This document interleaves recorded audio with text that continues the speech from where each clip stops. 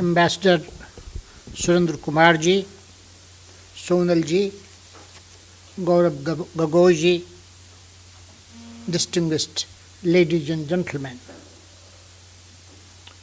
Please permit me, Ambassador Kumar, to put the title of this evening's dialogue by questioning the title. The title says, Secularism and Tolerance are intrinsic to India's culture. I am saying that the answer is emphatic yes. And yet at the same time, there are contrasting civilizational experiences. So, the title is, Are Secularism and Tolerance Intrinsic to India's Culture? So, the crucial question that we have to appreciate is, what is India's culture? As expressed through language and art, philosophy and religion, education and science, films and newspapers, radio and television, social habits and customs, political institutions and economic organizations, culture heightens the skills of an individual and the society in its totality, in all walks of life, because it is by culture that a man or a society gets an insight into the whole. Culture includes not only art, music, dance and drama, but a whole way of life. In fact, culture is Sanskriti, or a process of refinement. It is in this broader sense that culture has to be viewed. Let us put India into that wider context. India, Egypt, Iraq, Greece, and China have been recognized as the 5 cradles of human civilization. By the year AD 1, India was a highly developed culture. India's culture, which blossomed more than 3,500 years ago at least, has given successive generations of Indians a mindset, a value system, and a way of life which has been retained with remarkable continuity despite the passage of time. It gives to Indians, as well as to Indian people of Indian origin, a unique personality as it has done in the past. In fact, these constitute enduring imprints on Indian consciousness. And it is in that wider context that I said that India's culture reminds me of bee activity and not ant activity. Ants collect sugar particles and deposit it at a place. Bees move from one hive or one flower to another and collect the nectar and put it in at another place. So, India's culture is that bee activity. You see things, honey tests. You can't separate one from the other. Sugar particles can be separated. As culture secretary, particularly as a member of the IAS and as culture secretary, I have moved from places to the places, and I found that the honey in the Vindhyas would taste differently from the honey on the banks of the Brahmaputra river. But this is one honey. That is one culture. And that is what unites us in thinking of bigger things of human creativity. And Tagore summed it beautifully, Rabindranath Tagore. In his poem, Bharat Tirth, he writes, rather he sings, it is there available on the YouTube, you can hear him singing the song. Hethai Arj, Hethai Anarj, Hethai Drabir, Chin, Sak, Hoon, Dal, Pathan, Mughal, Eke Deho, Holo Leen. All these different races and tribes, communities merged into one body. And that is India's culture. Once you accept that, then it is easier to understand the phenomena of tolerance and secularism. Now, secularism I personally hold, and I think all of you practice and hold both. I have reflected upon it. You can be both religious and secular. It is not contradictory. All that in a democratic country which is important is that the state must treat all religions equally. That is the essence.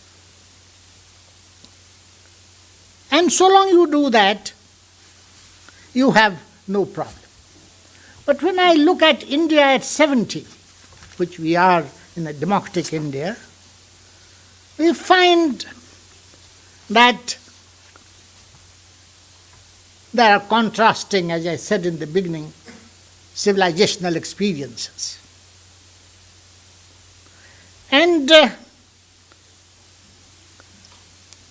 the person who gave the message of tolerance in a very, very eloquent fashion was Swami Vivekananda in the opening address of the World of Religions in Chicago on September 11, 1893, he said, and I quote him, "I am proud to belong to a religion which has taught the world both tolerance and universal acceptance." And then he goes on,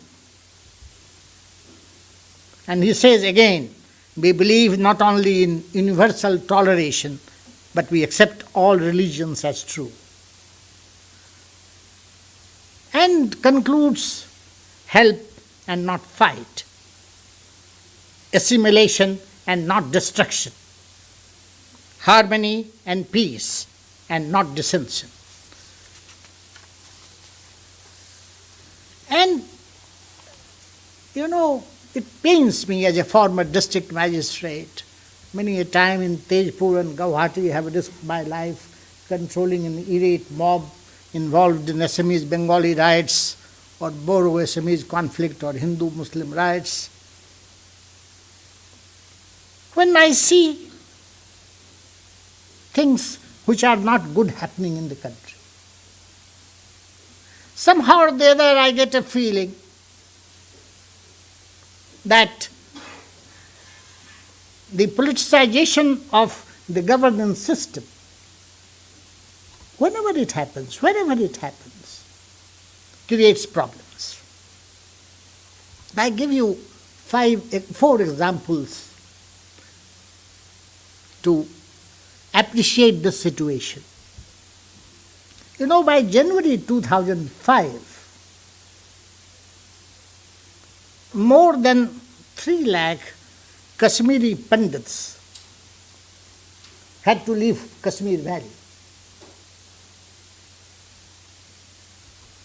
And they are leading the life of refugees in Jammu or Delhi or elsewhere. This was a kind of Islamic terror that was introduced in our body politic at the instance of the foreign elements. And it is therefore sad to see stone pelters versus law enforcement agencies operating there. Then we have another situation. Muslims killing a Muslim. On 23rd June 2017, this Deputy Superintendent of Police Muhammad Ayub Pandit, who was on duty in Jamia Masjid in Nauhata area of Srinagar, was lynched by the mob, who were all just coming out from the masjid after prayers. Then we have Gaurakshaks. They lynched, stabbed Junaid Khan on a running train on 25th June 2017 at Faridabad, because they thought that he was eating beef.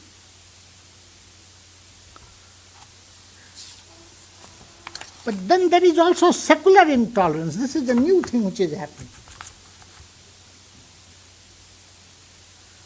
And this is my last example to tell you.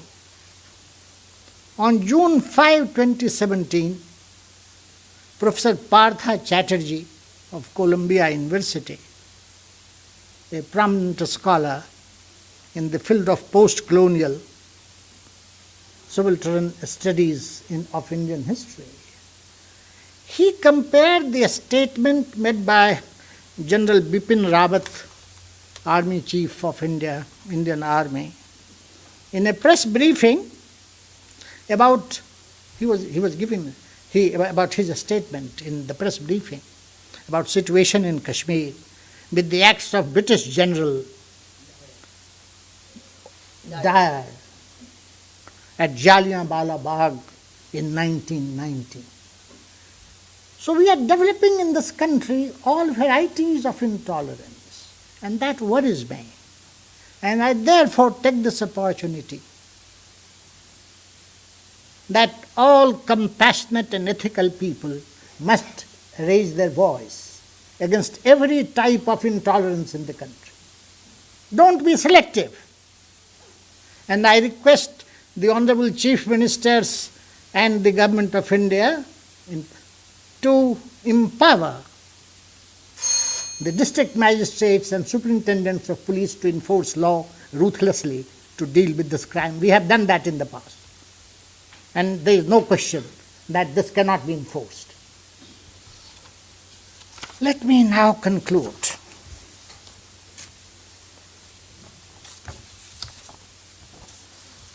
What do I conclude with? Gandhi has been quoted, and I will be also keen to quote him. He said,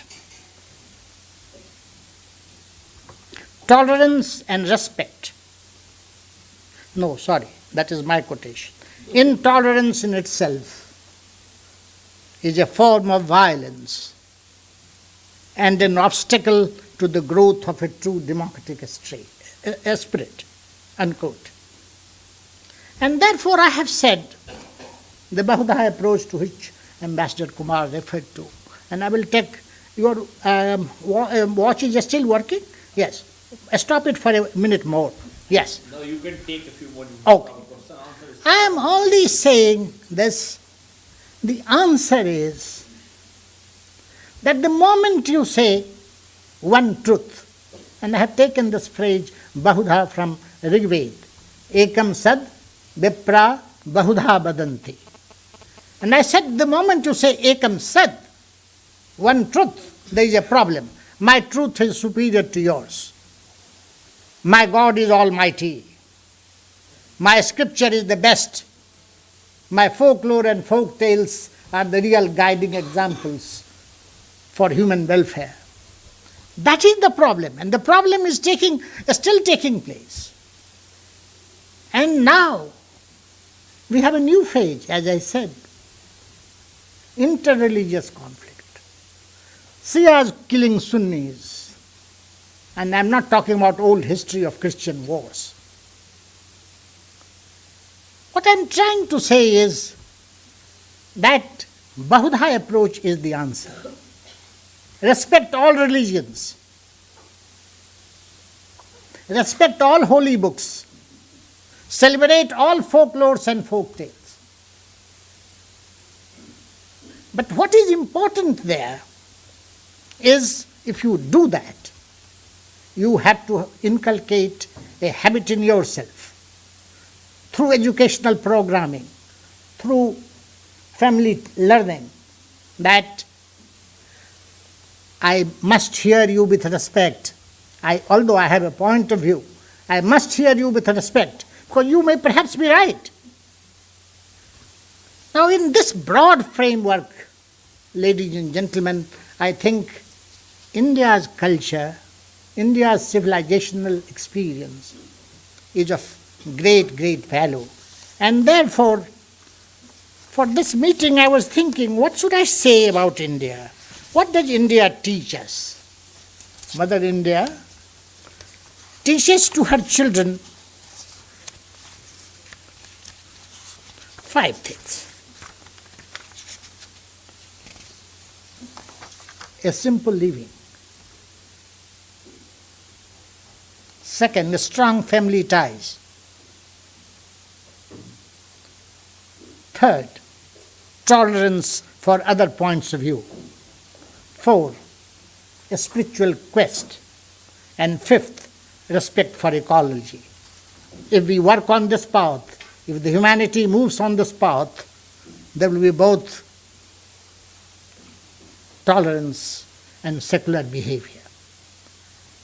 I hope the message from this hall should be that let compassionate and ethical people emerge in all walks of life, in schools, in colleges, in politics, in courts, and let them take a broader perspective. And with these few words, I thank you, ladies and gentlemen. I thank you, Professor Kumar, for organizing this timely seminar. Thank you.